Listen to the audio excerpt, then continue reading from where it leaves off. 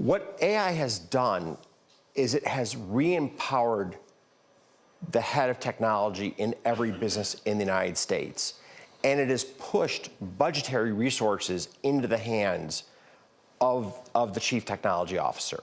So what you're seeing across American business is actually the impact of American businesses spending more on digitization writ large, of which AI is just one component.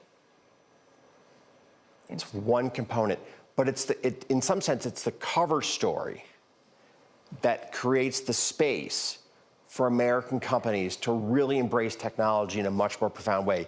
I was in China about a year and a half ago with a group of prominent global executives, and they were all talking about how AI was changing their business. It was so fun. And I said, let's go around the table and let's each share a story as to how we're using AI to make our business better. I heard 5 or 6 great stories. Not one involved generative AI. But does that mean that the productivity boost from generative AI is still to come? How quickly will it come and how big will it be? I mean, are you in the camp that, you know, as Dario Amodei says, you know, half of all entry-level white-collar jobs will, you know, be gone in the next 5 years? Is it that kind of change, or is it more incremental? Look, you know, put yourself in his shoes. How much money does the AI community need to raise over the next 5 years? A lot. Right, data center spend in the United States this year, over $500 billion. Like over $500 billion, okay?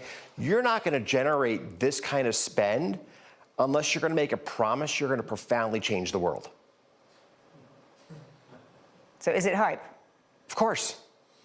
So AI will not profoundly change the world. Like how else are you gonna get people to write $500 billion of checks just this year alone, right? There needs to be a level of, like, AI is your savior almost. And the question is, where will AI land in productivity gains at the end of the day? In certain areas, we know it's going to be profound, whether it's call centers, whether it's helping to improve the productivity of software engineers. But in a number of white-collar jobs, you know, there was a recent Harvard paper on this. They called it AI work slop.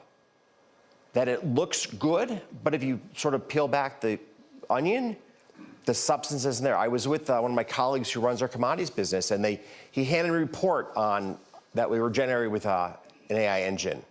Doesn't matter what the topic was. The first few sentences, like, wow, that's really insightful.